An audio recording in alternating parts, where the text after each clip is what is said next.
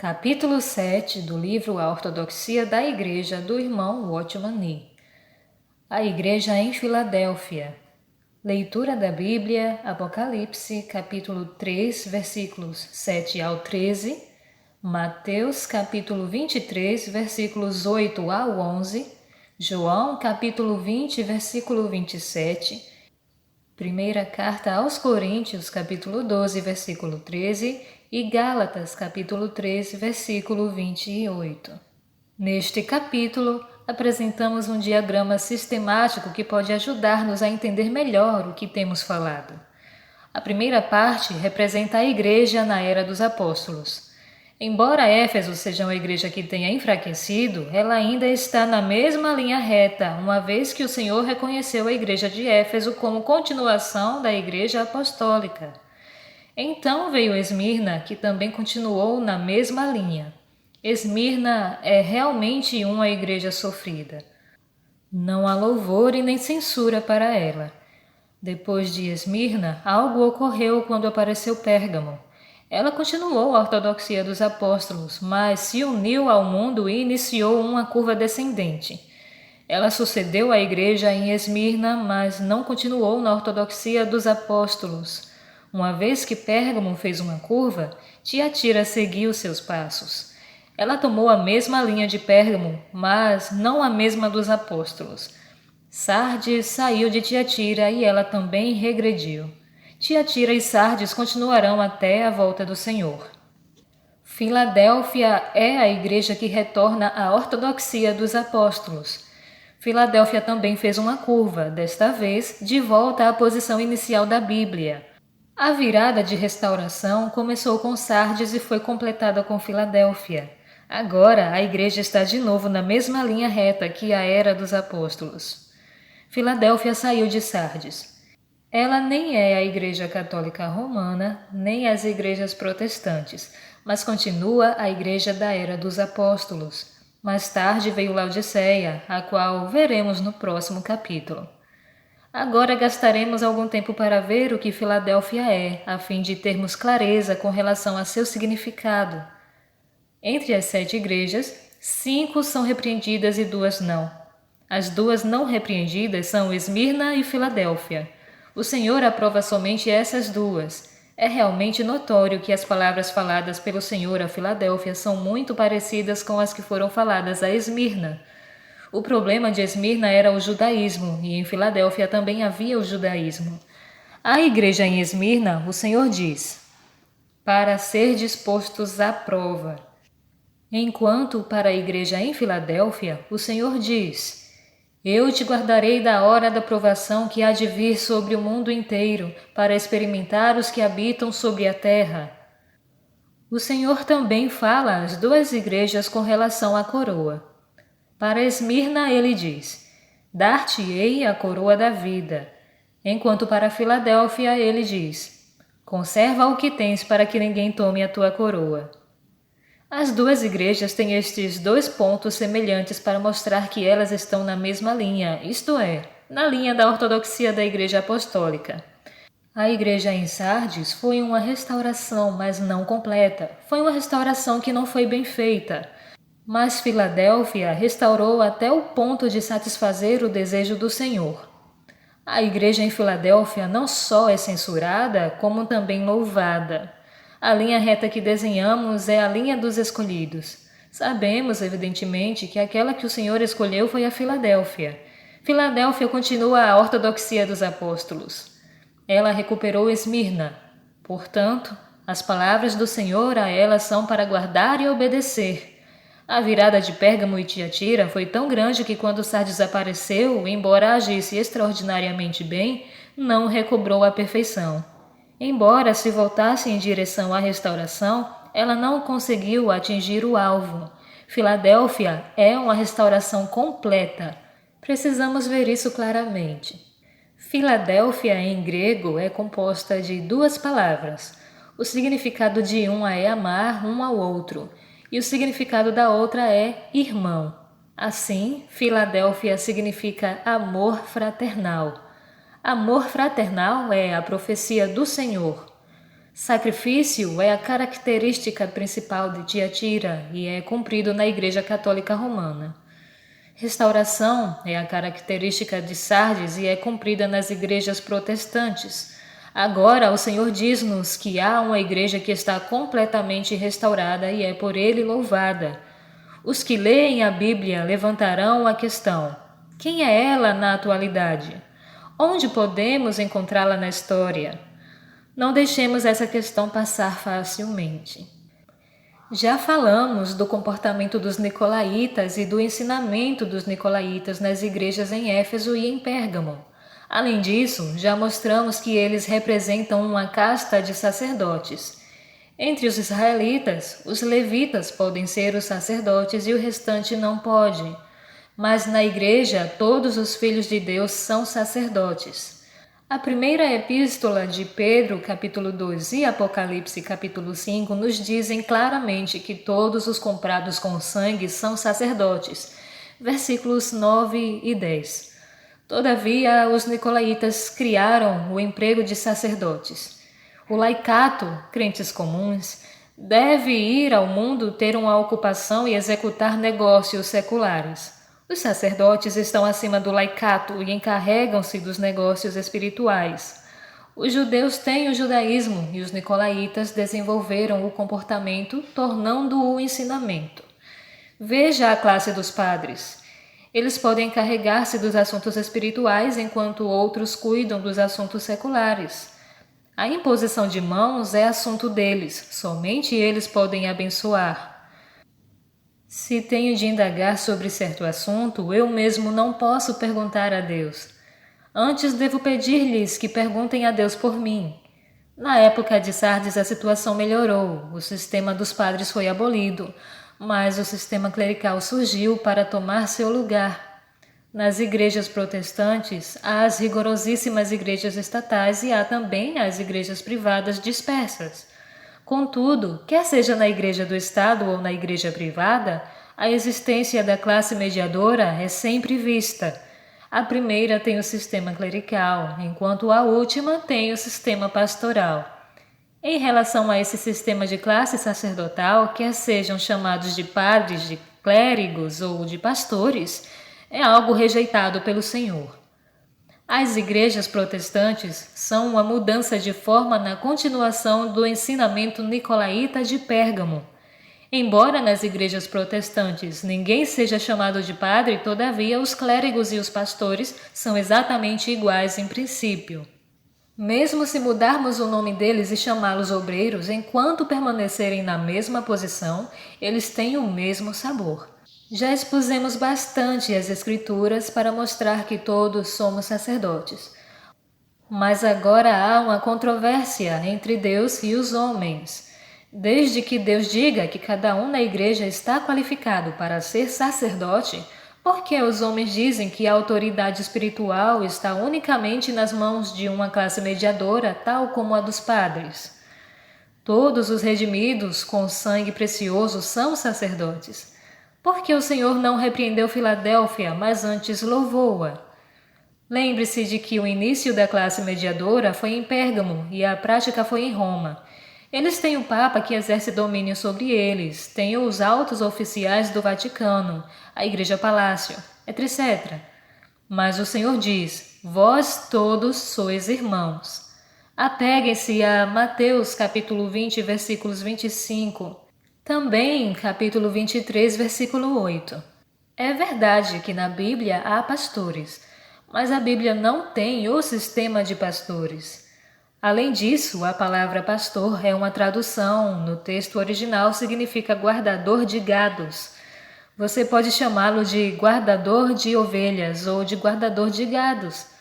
O Senhor diz: vocês não devem ter mestres entre vocês e não devem ter padres.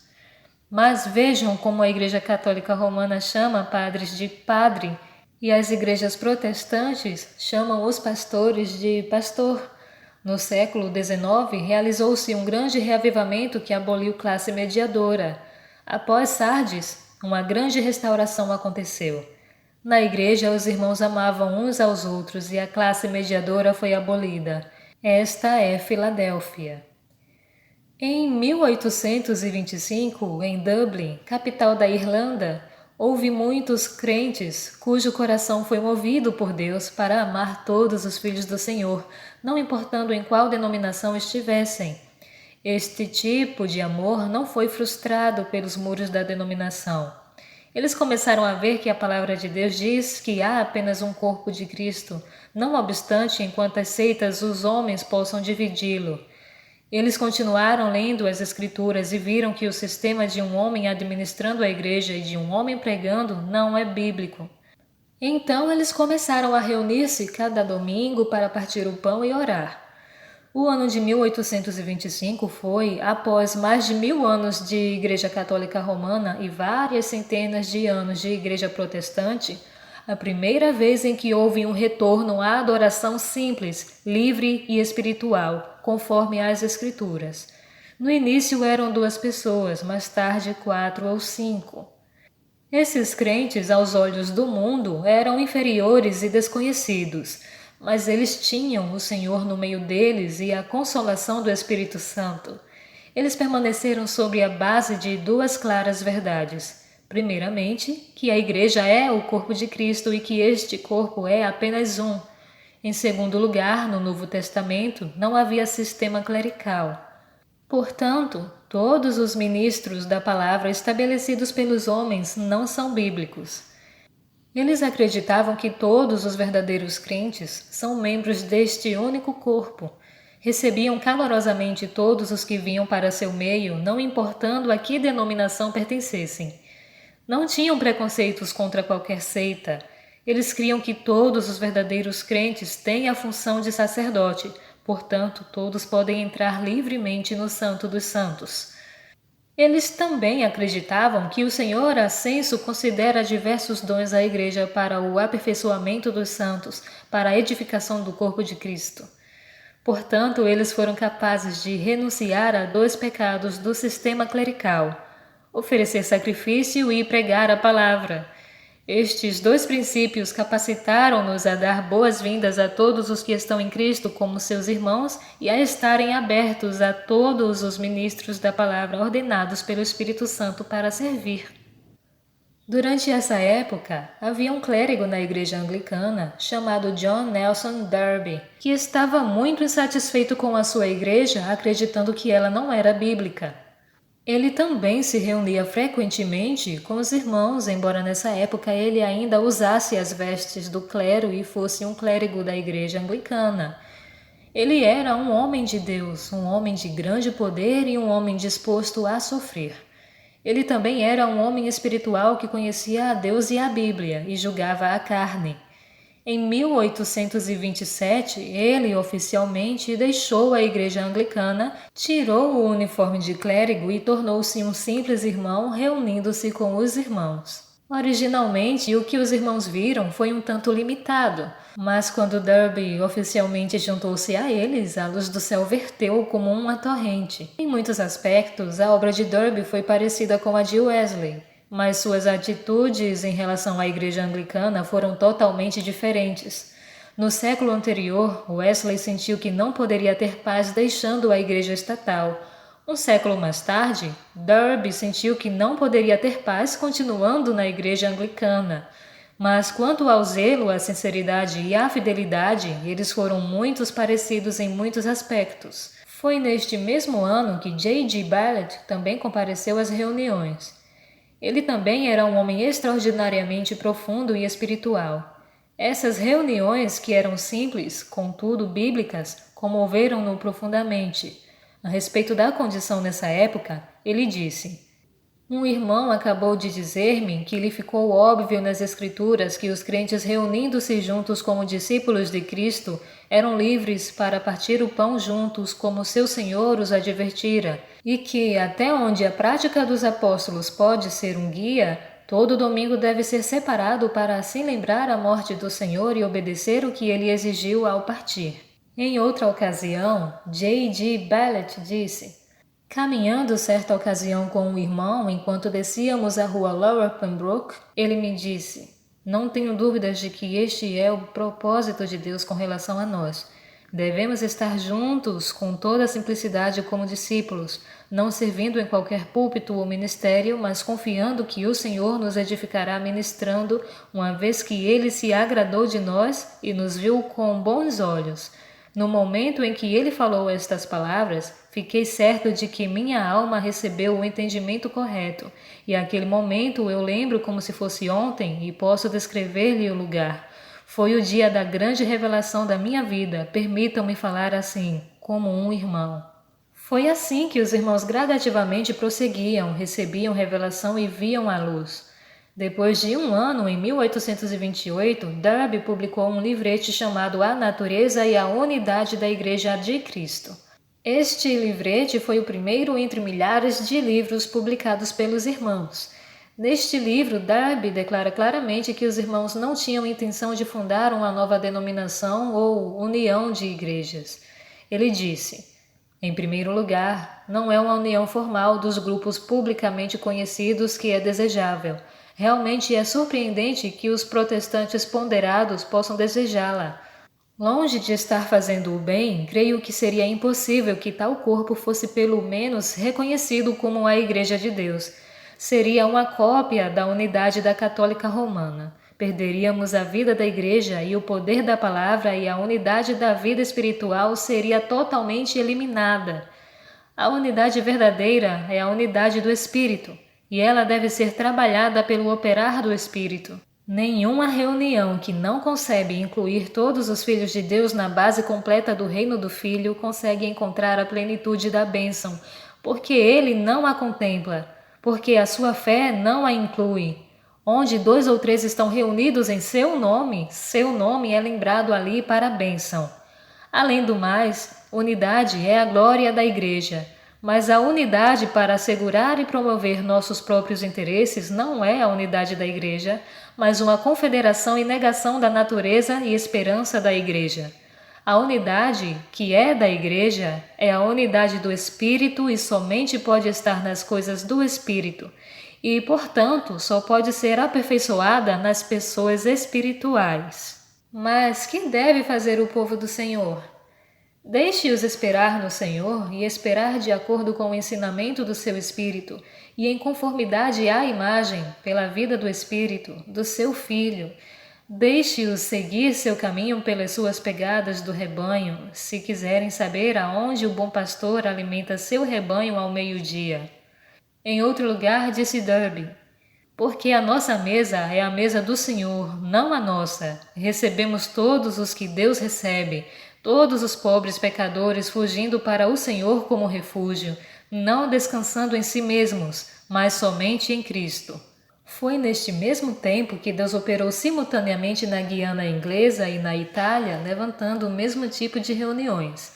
Em 1929 havia também reuniões na Arábia. Em 1830, em Londres, Plymouth e Bristol, na Grã-Bretanha, também havia reuniões. Mais tarde, muitos lugares nos Estados Unidos tinham reuniões e no continente da Europa havia também muitas reuniões. Não muito depois, em quase todo lugar do mundo, todos os que amavam o Senhor estavam se reunindo desta maneira. Embora não houvesse união exterior, contudo todos foram levantados pelo Senhor. Uma característica que marcou o aparecimento desses irmãos foi que aqueles que tinham títulos e domínio abandonaram seus títulos e domínios. Os com posição abandonaram a posição, aqueles que tinham diplomas rejeitaram seus diplomas e todos abandonaram qualquer classe ou posição mundanas na igreja e tornaram-se simplesmente os discípulos de Cristo e irmãos uns dos outros. Exatamente como a palavra padre é largamente usada na Igreja Católica Romana e reverendo nas igrejas protestantes, assim a palavra irmãos é comumente usada no meio deles. Eles foram atraídos pelo Senhor e então reuniam-se. Por causa do amor deles pelo Senhor, eles espontaneamente amavam uns aos outros. Com o passar dos anos, entre estes irmãos Deus deu muitos dons para a sua igreja. Além de J.N. Darby e J.G. Bartlett, Deus também concedeu ministérios especiais para muitos irmãos para que sua igreja pudesse ser suprida.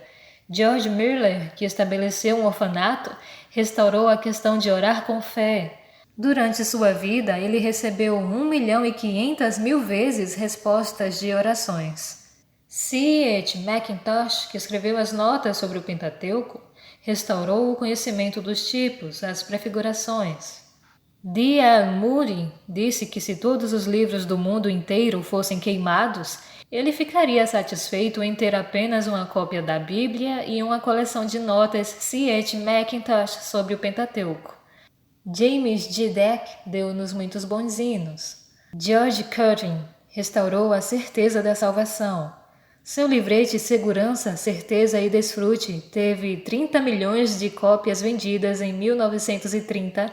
Além da Bíblia, este foi o livro mais vendido. William Kelly foi expositor. Ele foi descrito por C.H. Spurgeon como aquele que tinha a mente tão grande quanto o universo. F. W. Grant foi o mais entendido sobre a Bíblia nos séculos XIX e XX. Robert Anderson foi o homem que melhor conheceu o livro de Daniel recentemente. Charles Stanley foi quem melhor levou as pessoas à salvação pregando a justiça de Deus. S. Peter Giles foi o famoso filologista do Novo Testamento. A história da Igreja por Andrew Miller foi a mais bíblica entre as muitas histórias da Igreja. Oral C. Chapman foi um homem grandemente usado pelo Senhor. Estes foram os irmãos daquela época. Além desses, se fôssemos contar minuciosamente outros entre os irmãos, o número de todos os que foram muitos usados pelo Senhor ultrapassaria 1000. Agora veremos o que esses irmãos nos deram. Eles nos mostraram quanto o sangue do Senhor satisfaz a justiça de Deus, a certeza da salvação, como o mais fraco crente pode ser aceito em Cristo, assim como Cristo foi aceito, e como crer na palavra de Deus como base da salvação. Desde que começou a história da Igreja, nunca houve um período em que o Evangelho tenha sido mais claro do que naquela época. Além disso, também foram eles que nos mostraram que a Igreja não pode ganhar o mundo inteiro, que a Igreja tem um chamamento celestial e que a Igreja não tem esperança terrena. Foram eles também que abriram as profecias pela primeira vez, fazendo-nos ver que a volta do Senhor é a esperança da Igreja. Foram eles que abriram o livro de Apocalipse e o livro de Daniel e mostraram-nos o reino, a tribulação, o arrebatamento e a noiva. Sem eles conheceríamos uma pequena porcentagem das coisas futuras. Foram eles também que nos mostraram o que é lei do pecado, o que é ser liberto, o que é ser crucificado com Cristo, o que é ser ressuscitado com Cristo, como ser identificado com o Senhor pela fé e como ser transformado diariamente por contemplar o Senhor. Eles nos mostraram o pecado das denominações, a unidade do corpo de Cristo e a unidade do Espírito Santo. Na Igreja Católica Romana e nas igrejas protestantes, esta diferença não é facilmente vista, mas eles fizeram-nos vê-la de maneira nova. Eles também nos mostraram o pecado da classe mediadora, mostraram que todos os filhos de Deus são sacerdotes e que todos podem servir a Deus. Foram eles que restauraram o princípio de reuniões de 1 Coríntios, capítulo 14, expondo-nos que profetizar não é tarefa de um homem, mas de 2 ou 3, e que profetizar não está baseado em ordenação, mas no Espírito Santo. Se fôssemos enumerar tudo o que eles restauraram, poderíamos muito bem dizer que nas genuínas igrejas protestantes de hoje não há sequer uma verdade que não tenha sido restaurada por eles ou que não tenham sido eles quem as restauraram ainda mais. Não é de admirar-se que D.M. Penton tenha dito: o movimento dos irmãos e seu significado é muito maior que o da reforma. Thomas Griffith disse: entre os filhos de Deus, eles foram os mais qualificados para corretamente dividir a palavra da verdade. Henry Ironside disse: quer sejam os que conheceram os irmãos, quer sejam os que não conheceram os irmãos, todos os que conhecem a Deus têm recebido a ajuda dele direta ou indiretamente. Esse movimento foi maior do que o movimento da Reforma. Podemos também dizer que a obra de Filadélfia é maior que a obra da Reforma. Filadélfia nos dá aquilo que a Reforma não nos deu. Agradecemos ao Senhor que o problema da igreja foi solucionado pelo movimento dos irmãos. A posição dos filhos de Deus foi, por ele, praticamente restaurada. Portanto, tanto em qualidade como em quantidade, ela é maior que a Reforma. Por outro lado, notamos que o movimento dos irmãos não é tão famoso quanto a Reforma. A Reforma foi realizada com espada e lança, enquanto o movimento dos irmãos foi realizado pela pregação. Por causa da Reforma, muitos perderam a vida nas guerras da Europa. Outra razão pela qual a Reforma é famosa foi seu relacionamento com a política. Muitas nações, por meio da Reforma, livraram-se politicamente do poder de Roma. Qualquer coisa que não seja relacionada à política não é facilmente conhecida pelos homens. Além disso, os irmãos viram duas coisas. Uma é o que chamamos de mundo organizado, isto é, o mundo psicológico, e a outra é que os irmãos chamaram de mundo do cristianismo. Eles deixaram não apenas o mundo psicológico, mas também, ao mesmo tempo, o mundo do cristianismo, que é representado pelas igrejas protestantes, pois eles não apenas saíram do mundo do pecado, mas também do mundo do cristianismo. A partir da época deles, os homens conheceram o que é a igreja, que a igreja é o corpo de Cristo, que os filhos de Deus são uma igreja e que não deveriam estar divididos. A ênfase deles era nos irmãos e no verdadeiro amor de uns pelos outros. O Senhor Jesus diz que uma igreja aparecerá cujo nome é Filadélfia. Agora observaremos Apocalipse. Ao anjo da igreja em Filadélfia escreve: Filadélfia é amor fraternal. Por que o Senhor louva Filadélfia? Ele diz que ela é amor fraternal. Assim, a posição mediadora foi completamente anulada. Em Cristo não há homem nem mulher, em Cristo não há irmãs. Somos irmãos, não irmãs. Então as irmãs perguntarão: quem somos nós? Somos todos irmãos. Por que somos irmãos? Porque todos temos a vida de Cristo. Hoje há muitos homens no mundo, mas eles não são nossos irmãos. Um homem é um irmão, não porque é um homem, mas porque há nele a vida de Cristo. Desde que eu também tenha a vida de Cristo em mim, somos irmãos. Quando ressuscitou e estava para ascender aos céus, o Senhor disse: Subo para meu Pai e vosso Pai. João, capítulo 20, versículo 17. Em João 20, ele é o Filho primogênito, e é o Filho unigênito de Deus em João, capítulo 1. No capítulo 1, Deus o tem como único filho. No capítulo 20, sua vida foi dada aos homens, por isso ele é o filho primogênito e todos nós somos irmãos. Pela morte e ressurreição, o Filho unigênito de Deus tornou-se o filho primogênito. Podemos ser irmãos porque recebemos a sua vida. Porque todos temos recebido a vida de Cristo, somos todos irmãos.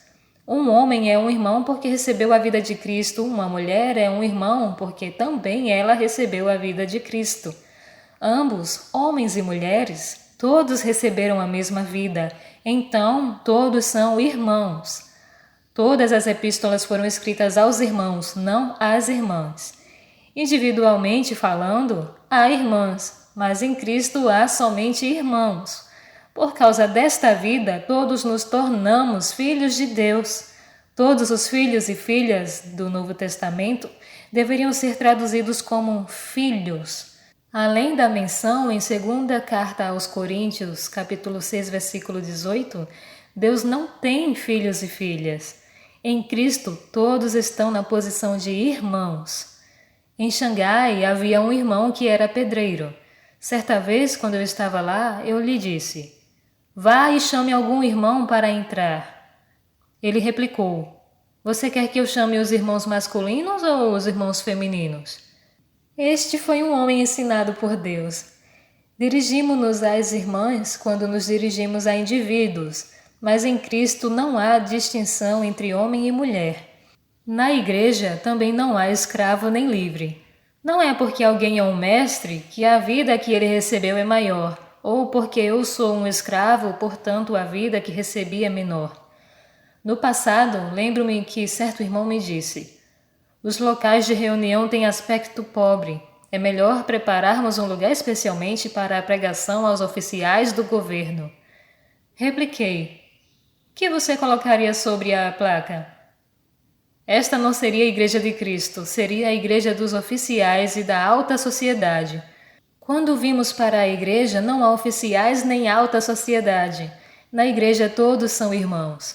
Quando nossos olhos forem abertos pelo Senhor, veremos que estar acima dos outros é uma glória no mundo, mas na Igreja não há tal distinção. Paulo diz que em Cristo não há grego nem judeu, escravo nem livre, homem ou mulher. A Igreja posiciona-se não na distinção, mas no amor fraternal. Esta passagem é igual a outras nas quais o Senhor mencionou seu próprio nome. Aqui ele diz: estas coisas diz o Santo, o verdadeiro, aquele que tem a chave de Davi, que abre e ninguém fechará, e que fecha e ninguém abrirá. Santidade é sua vida. Ele próprio é santidade. Ele é a verdade diante de Deus. Ele é a realidade de Deus e a realidade de Deus é Cristo. Sua mão segura a chave. Aqui devemos destacar um fato.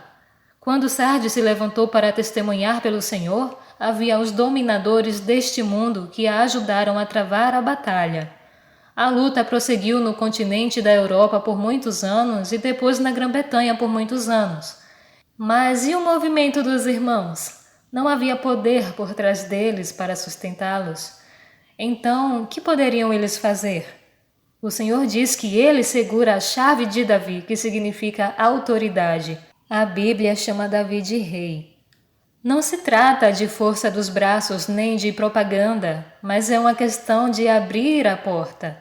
Houve certo editor jornalístico na Grã-Bretanha que disse: eu nunca pensei que houvesse tantos irmãos e nunca entendi como esse povo cresceu tão rápido.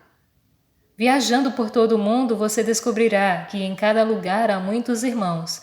Embora entre eles alguns conheçam as doutrinas profundamente e alguns superficialmente, a posição dos irmãos ainda é a mesma. Ao vermos isso, precisamos agradecer o Senhor. O Senhor diz que Ele é aquele que abre e ninguém fechará, e que fecha e ninguém abrirá. Conheço as tuas obras, que tens pouca fé. Quando chegamos neste ponto, nossos pensamentos espontaneamente retornam ao tempo da volta de Zorobabel, sobre quem certo profeta disse: pois que despreza o dia dos humildes começos. Zacarias, capítulo 4, versículo 10. Não despreze o dia das pequenas coisas, isto é, o dia da edificação do templo. Nas Escrituras há uma grande prefiguração da igreja, o templo. Quando Davi reinava, o povo de Deus era unido. Mais tarde, eles se dividiram em reino de Judá e reino de Israel. Os filhos de Deus começaram a dividir-se e, ao mesmo tempo, começaram a idolatria e a prostituição. Como resultado, foram capturados e levados para a Babilônia. Todos reconhecem que o cativeiro na Babilônia tipifica Tiatira, a Igreja Católica Romana. Desde que a Bíblia faz a Babilônia um símbolo de Roma, então também a igreja tem um cativeiro babilônico. Que fez o povo de Deus quando retornou do seu cativeiro? Eles voltaram debilmente, grupo por grupo, e edificaram o templo. Parece que eles tipificaram o movimento dos irmãos. Havia muitos judeus, os mais velhos, que viram o templo antigo. Agora eles viam com os próprios olhos o estabelecimento do fundamento do templo e choravam em alta voz, porque o templo era inferior em glória se comparado com aquele templo de Salomão. Contudo, Deus falou por intermédio do profeta menor, dizendo: não despreze o dia das pequenas coisas, porque este é o dia da restauração. Aqui o Senhor diz as mesmas palavras: tens pouca força. O testemunho da igreja hoje no mundo, comparado com os dias de Pentecostes, é realmente o dia das pequenas coisas. Guardaste a minha palavra e não negaste o meu nome. O Senhor o reconhece por duas coisas: não negar o nome do Senhor e não negar a sua palavra. Na história da igreja, nunca houve uma era na qual os homens conheceram tanto a palavra de Deus quanto os irmãos. A luz era como a chuva de uma grande enchente impetuosa. Uma noite, quando eu estava em Xangai, encontrei um irmão que me disse ser cozinheiro em uma embarcação. Falei com ele demoradamente. Receio que muitos poucos missionários conhecem a palavra de Deus tão bem quanto ele. Na verdade, esta é uma das suas características mais evidentes. Eles conhecem a palavra de Deus. Mesmo se encontrarmos o mais simples entre eles, ele terá mais clareza que muitos missionários. O Senhor diz: não negaste meu nome. Desde 1825, os irmãos diziam que somente seriam chamados cristãos. Se alguém perguntasse quem eram eles diriam: eu sou cristão. Mas se alguém perguntar a um membro da igreja metodista, ele dirá: eu sou metodista. Se encontrar alguém da igreja dos amigos, ele dirá: eu pertenço à igreja dos amigos. Alguém da igreja luterana dirá: eu sou luterano. Alguém da igreja batista vai dizer: eu sou batista. Além de Cristo, os homens ainda usam muitos nomes pelos quais se autodenominam. Mas os filhos de Deus têm um único nome pelo qual chamam a si mesmos. O Senhor Jesus diz: orai em meu nome e reunidos em meu nome. Temos somente o nome do Senhor.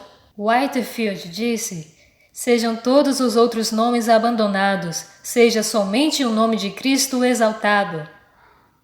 Esses irmãos foram levantados para fazer exatamente isso. A profecia do Senhor diz a mesma coisa, que eles honraram o nome do Senhor. O nome de Cristo é o centro deles. Eles ouvem muito frequentemente entre eles esta palavra: o nome de Cristo não é suficiente para separar-nos do mundo? Não é suficiente simplesmente termos o nome do Senhor? Certa vez, encontrei um crente num trem que me perguntou que tipo de cristão eu sou. Respondi-lhe que sou apenas um cristão.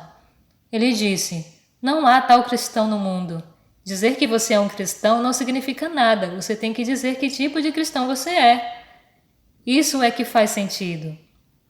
Repliquei-lhe: eu sou simplesmente um homem que é cristão.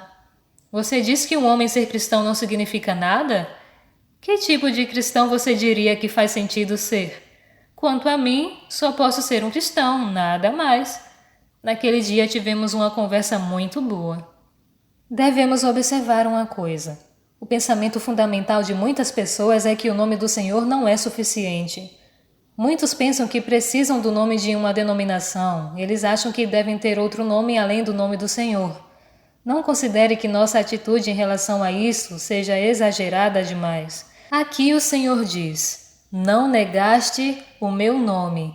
Se o meu sentimento está correto, todos os outros nomes são uma vergonha para ele.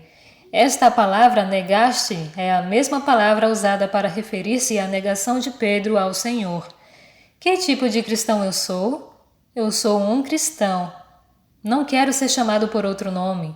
Muitos não querem honrar o nome de Cristo e não estão dispostos a serem chamados apenas cristãos. Mas graças a Deus a profecia de Filadélfia foi cumprida nos irmãos. Eles não mais têm qualquer outro nome característico. Eles são irmãos. Eles não são a igreja dos irmãos. Eis que tenho posto diante de ti uma porta aberta, a qual ninguém pode fechar. O Senhor fala à igreja em Filadélfia sobre a porta aberta.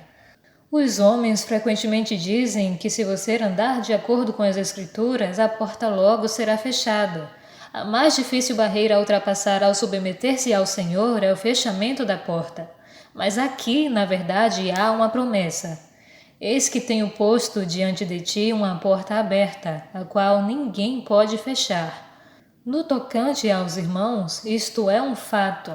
No mundo todo, seja ao expor a Bíblia ou ao pregar o Evangelho, nenhum outro grupo de pessoas teve as oportunidades que eles tiveram. Fosse na Europa, América ou África, era sempre a mesma coisa. Não há necessidade de sustento humano, de anúncio, propaganda ou contribuições.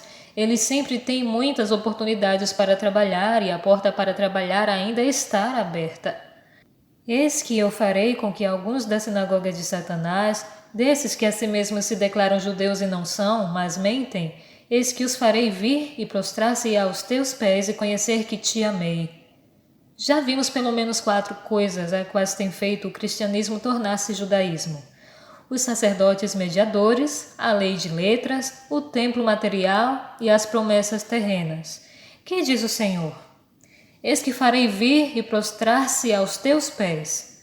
O judaísmo é destruído nas mãos dos irmãos. Em todo lugar, no mundo inteiro, há tal movimento. Onde eles estão, o judaísmo é derrotado. Entre os que hoje realmente conhecem a Deus, a principal força do judaísmo tornou-se algo do passado. Porque guardaste a palavra da minha perseverança. Isso está relacionado com companheiros na tribulação, no reino e na perseverança em Jesus, em Apocalipse capítulo 1. Perseverança aqui é usada como um substantivo. Hoje é tempo de perseverança de Cristo. Hoje o Senhor encontra muitos que se escarnecem dele, mas ele é perseverante. Um dia o julgamento virá, mas hoje ele é perseverante. Sua palavra hoje é a palavra da perseverança. Aqui ele não tem reputação, ele é uma pessoa humilde, ainda um nazareno, ainda o filho do carpinteiro. Quando seguimos o Senhor, ele diz: guarda a palavra da minha perseverança. Também eu te guardarei da hora da provação que há de vir sobre o mundo inteiro para experimentar os que habitam sobre a terra. Podemos usar Tianquim como ilustração. Dizer que o guardarei do bombardeio significa que você estará em Tianquim, mas será guardado do bombardeio. Se digo que o guardarei da hora, isto significa que antes daquela hora você acabou de partir para Xingtu. Quando o mundo todo estiver sendo testado, se refere à grande tribulação. Não enfrentaremos a tribulação. Antes que aquela hora chegue, já teremos sido arrebatados. Em toda a Bíblia, há somente 2 passagens que falam da promessa do arrebatamento. Lucas, capítulo 21, versículo 36 e Apocalipse, capítulo 3, versículo 10. Hoje devemos seguir o Senhor, não viver frouxamente, aprender a viver no caminho de Filadélfia e pedir ao Senhor para livrar-nos de todas as provações que vêm. Venho sem demora, conserva o que tens para que ninguém tome a tua coroa. O Senhor diz: venho sem demora. Portanto, esta igreja deve continuar até a volta do Senhor. Tiatira não passou, Sardes não passou e Filadélfia ainda não passou também. Conserva o que tens, ou seja, a minha palavra e o meu nome. Não devemos esquecer a palavra do Senhor e não devemos envergonhar o nome do Senhor, para que ninguém tome a tua coroa. Todos em Filadélfia já têm coroa. Nas outras igrejas há o problema de ganhar-se a coroa. Aqui o problema é em perdê-la. O Senhor diz que já temos uma coroa. Em toda a Bíblia, somente uma pessoa sabia que tinha a coroa. Paulo, segunda carta a Timóteo, capítulo 4, versículo 8. Assim também entre as igrejas, somente Filadélfia sabe que tem coroa. Não permita agora que nenhum homem tome a sua coroa. Não saia de Filadélfia, deixando sua posição. Aqui diz: conserva o que tens para que nenhum homem a tome. Isso nos diz claramente que Filadélfia também corre um perigo em particular. De outra maneira, o Senhor não lhe teria dado tal advertência. Além disso, esse perigo é bastante real. Essa é a razão por que o Senhor lhes deu ordens de modo tão sério. Qual é o perigo que correm eles? O perigo está em perder o que já conseguiram. Assim, o Senhor pede a eles para conservarem o que têm. O perigo não está em não progredirem, antes está no retrocesso. Eles estão agradando o Senhor porque amam uns aos outros e são fiéis à palavra do Senhor e o seu nome. O perigo está em perder esse amor e fidelidade. Que terrível! Mas, de fato, isso foi o que realmente aconteceu. Após 20 anos, os irmãos também dividiram-se em 2 grupos, os exclusivos e os abertos. Dentro das 2 divisões há muitas facções. Portanto, em Filadélfia também há o chamamento dos vencedores. Qual foi a razão desse problema? Devemos ser muito cuidadosos e humildes, do contrário, seremos envolvidos no mesmo erro. Cremos que qualquer tipo de divisão é resultado da perda de amor de um pelo outro. Quando o amor não existe ou está faltando, as pessoas dão atenção às leis, enfatizam comportamentos forçados e perdem-se em detalhes procurando falhas.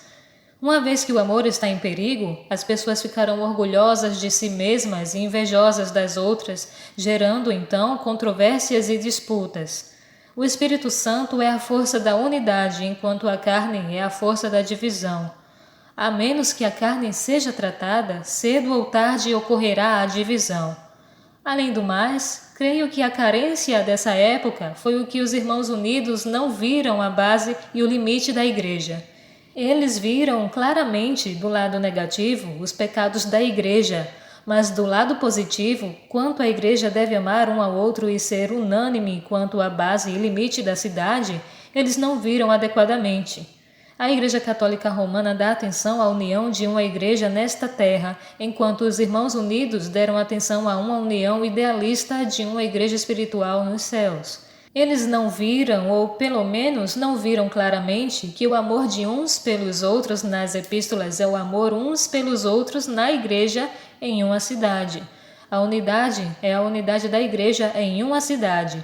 O ajuntamento é o ajuntamento da igreja em uma cidade. A edificação é a edificação da igreja na cidade. E até mesmo a excomunhão é a excomunhão da igreja em uma cidade. De qualquer forma, somente dois tipos de pessoas falam sobre a unidade da igreja. A Igreja Católica Romana fala da unidade de todas as igrejas na terra, enquanto os Irmãos Unidos falam da unidade espiritual nos céus. Como resultado, a primeira não é senão a unidade em aparência exterior, enquanto a última é uma unidade idealista, na verdade, porém é divisiva. Ambas não atentaram para a unidade da igreja em cada e toda a cidade como registrado na Bíblia. Desde que os Irmãos Unidos não deram tanta atenção ao fato de que a igreja tem a cidade como seu limite, os Irmãos Exclusivos exigiram ação unificadora por todo lugar, resultando na quebra do limite da cidade e caindo no erro da Igreja Unida, enquanto os Irmãos Abertos exigiram a administração independente de cada reunião, cujo resultado em muitos lugares foi muitas igrejas em uma cidade, caindo assim no erro da igreja congregacional, que torna cada congregação uma unidade independente. Os irmãos exclusivos excedem o limite da cidade, enquanto os irmãos abertos são menores que o limite da cidade. As palavras faladas na Bíblia para a igreja são dirigidas para esse tipo de igreja. É muito estranho que a tendência de hoje seja mudar as palavras que na Bíblia são ditas para a igreja em cada cidade, para palavras faladas à igreja espiritual. Além disso, alguns irmãos estabelecem uma igreja que é menor que a cidade. A igreja casa é um exemplo. Mas na Bíblia não há nenhuma união de igrejas das igrejas de todo lugar, nem há igrejas de congregações e de reuniões em uma cidade como igrejas independentes. Uma igreja para várias cidades ou várias igrejas em uma cidade, ambas não são ordenadas por Deus. A palavra de Deus claramente revela que uma cidade pode ter uma só igreja e somente pode haver uma igreja em uma cidade. Ter uma igreja do tamanho de muitas cidades exige uma unidade que a Bíblia não exige, e ter várias igrejas em uma cidade divide a unidade que a Bíblia exige. A dificuldade dos Irmãos Unidos naqueles dias foi que eles não tinham suficiente clareza a respeito do ensinamento da Bíblia sobre cidade. O resultado é que desde que aqueles que tomaram o tipo de unidade, união de igrejas, uniram-se a irmãos em outros lugares, eles não mais temeram estar divididos com os irmãos na mesma cidade. E os que tomavam a reunião como uma unidade e não tinham problema com os irmãos da mesma reunião, não temeram estar divididos com os irmãos que estivessem em outras reuniões na mesma cidade. Porque eles não perceberam a importância dos ensinamentos da Bíblia a respeito da cidade, resultaram em divisão em cada caso. O Senhor não exigiu a unidade impraticável de todos os lugares.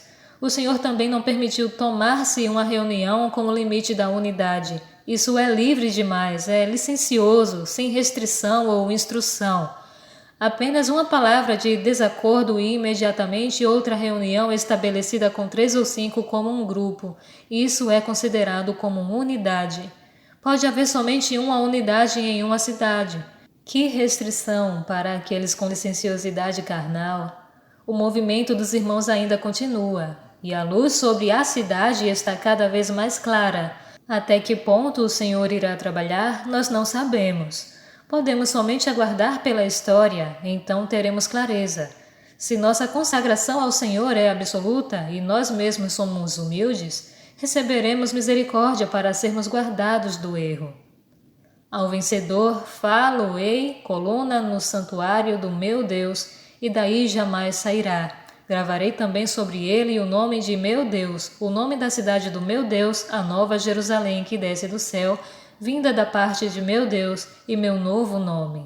Durante a época de Filadélfia tem havido muitos casos de excomunhão de irmãos, mas eles não podem mais ser excomungados, eles serão uma coluna no templo de Deus.